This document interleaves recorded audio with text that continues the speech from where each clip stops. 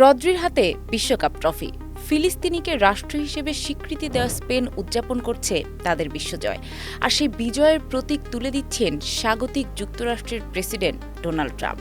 ফাইনালের আগে স্পেনের ফরওয়ার্ড বোরহা ইগলেসিয়াস ট্রফি জিতলে ডোনাল্ড ট্রাম্পের সঙ্গে করমর্দন নিয়ে রসিকতা করে বলেছিলেন, অবশ্যই করমর্দন করব, আমি তো জেলে যেতে চাই না।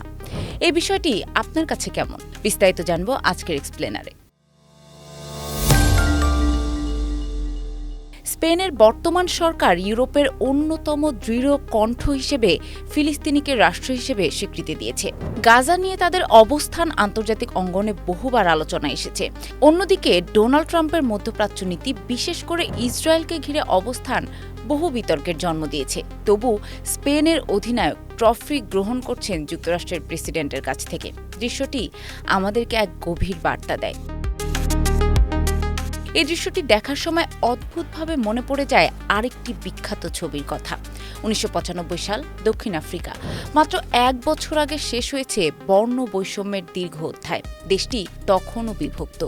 সে সময় দক্ষিণ আফ্রিকার রাগবি দল স্প্রিংবক্স ছিল শ্বেতাঙ্গ আধিপত্যের প্রতীক। কৃষ্ণাঙ্গ জনগোষ্ঠীর বড় অংশের কাছে এই জার্সি ছিল এক ধরনের যন্ত্রণার স্মারক। কিন্তু বিশ্বকাপের ফাইনালের দিন যা ঘটেছিল সেটি ইতিহাস বদলে দেয়। নেলসন ম্যান্ডেলা মাঠে প্রবেশ করলেন সেই স্প্রিংবক্স জার্সি গায়ে। হাজার হাজার দর্শক উঠে দাঁড়িয়ে করতালি দিল। ম্যাচ শেষে দক্ষিণ আফ্রিকা বিশ্ব চ্যাম্পিয়ন হল।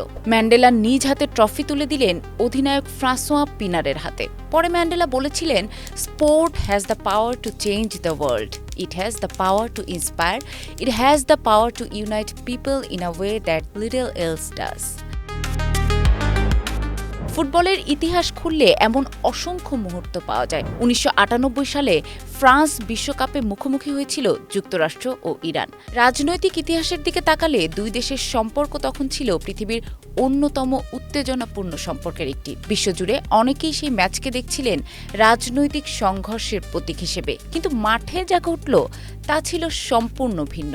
ইরানের খেলোয়াড়রা ম্যাচের আগে মার্কিন খেলোয়াড়দের হাতে সাদা ফুল তুলে দেন। দুই দল একসঙ্গে ছবি তোলেন।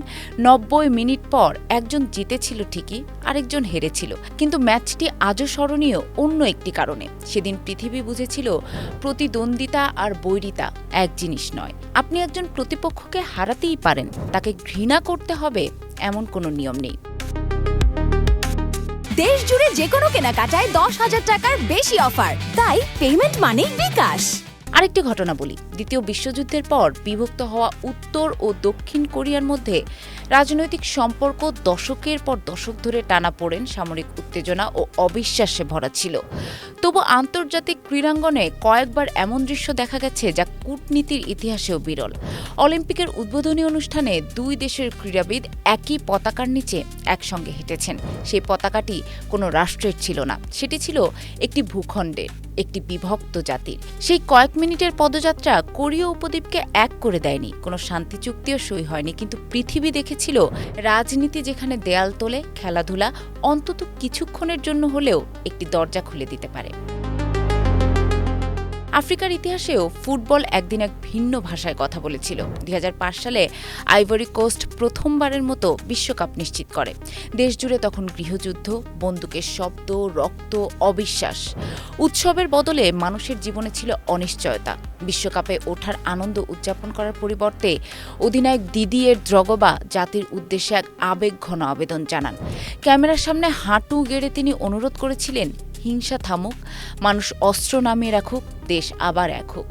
ইতিহাসবিদরা বলেন না যে সেই বক্তৃতাই গৃহযুদ্ধ শেষ করে দিয়েছিল, কিন্তু এটাও সত্য যে সেই মুহূর্তটি লক্ষ মানুষের হৃদয়ে এক বিরাট প্রতীক হয়ে উঠেছিল। এ কারণে ২০২৬ সালের ট্রফি গ্রহণের দৃশ্যটি এত গুরুত্বপূর্ণ।